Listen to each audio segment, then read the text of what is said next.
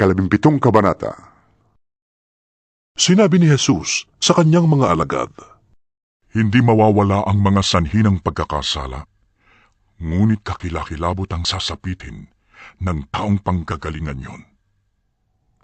Mabuti pa sa kanya ang bitinan ng isang gilingang bato sa leeg at itapon sa dagat, kaysa maging sanhi ng pagkakasala ng isa sa maliliit na ito. Kaya't mag-ingat kayo. Kung magkasala sa iyo ang kapatid mo, pagsabihan mo. At kung siya'y magsisi, patawarin mo.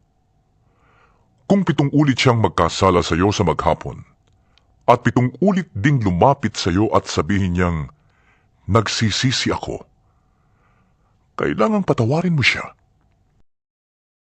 Sinabi ng mga apostol sa Panginoon, Dagdagan po ninyo ang aming pananampalataya.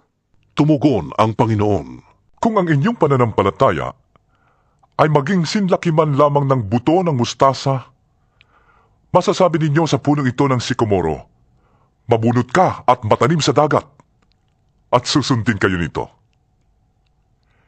Sino sa inyo magsasabi sa kanyang aliping kagagaling sa pag-aararo o pagpapastol ng mga tupa sa bukid, halika at kumain ka na? Hindi ba't ang sasabihin ninyo'y, ipaghanda mo ko ng hapunan, magbihis ka at silbihan mo ko habang ako'y kumakain. Pagkakain ko, saka ka kumain. Pinasasalamatan ba ng amo ang kanyang alipin dahil sinunod siya nito? Ganon din naman kayo. Kapag nagawa na ninyo ang lahat ng iniutos sa inyo, sabihin ninyo, kami mga aliping walang kabuluhan, tumutupad lamang kami sa aming tungkulin." Sa paglalakbay ni Jesus papuntang Jerusalem, nagdaan siya sa hangganan ng Samaria at Galilea. Nang papasok na siya sa isang nayon, sinalubong siya ng 10 ketongin. Tumigil ang mga ito sa may kalayuan at sumigaw, Jesus, Panginoon, mabag po kayo sa amin. Pagkakita sa kanila ay sinabi ni Jesus, "Lumakad na kayo at magpatingin sa mga pare." Habang sila'y naglalakad, gumaling sila. Nang mapuna ng isa na siya'y magaling na, nagbalik siyang sumisigaw ng pagpupuri sa Diyos. Nagpatira pa siya sa paanan ni Jesus at nagpasalamat. Ang taong ito'y Samaritano. Hindi ba 10 ang pinagaling? Tanong ni Jesus, Nasaan ang siyam? Wala bang nagbalik upang magpuri sa Diyos kundi ang dayuhang ito? sinabi ni Jesus sa kanya, Tumindig ka at humayo. Pinagaling ka ng iyong pananampalataya. Minsan, si Jesus ay tinanong ng mga Pariseo kung kailan magsisimula ang paghahari ng Diyos. Sumagot siya, Walang makikitang palatandaan ng pagsisimula ng paghahari ng Diyos.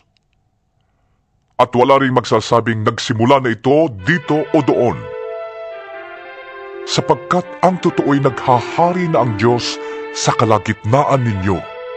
at sinabi niya sa mga alagad, Darating ang panahon na hahangarin ninyong makita ang isa sa mga araw ng anak ng tao. Ngunit hindi niyo ito makikita. May magsasabi sa inyo, naroon siya o narito siya. Huwag kayong pumunta at huwag kayong maniniwala sa kanila. Sapagkat pagsapit ng takdang araw, ang anak ng tao ay darating na parang kidlat na nagpapaliwanag sa buong kalangitan sa isang iglap.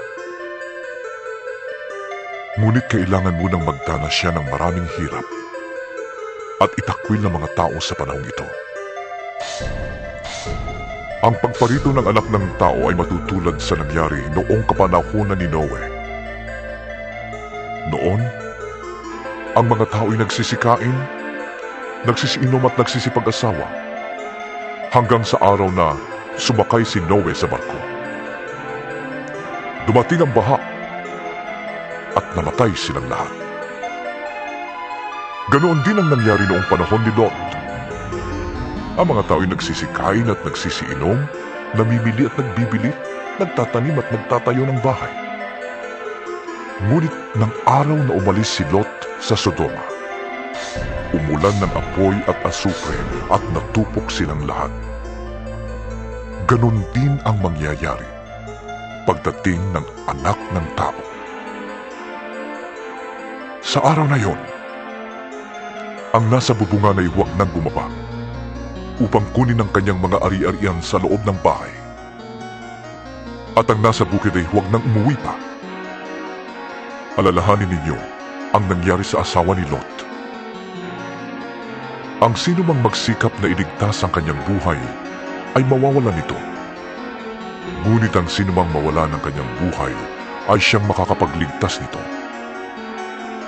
Sinasabi ko sa inyo, sa gabing yun, may 2 taong nasa isang higaan.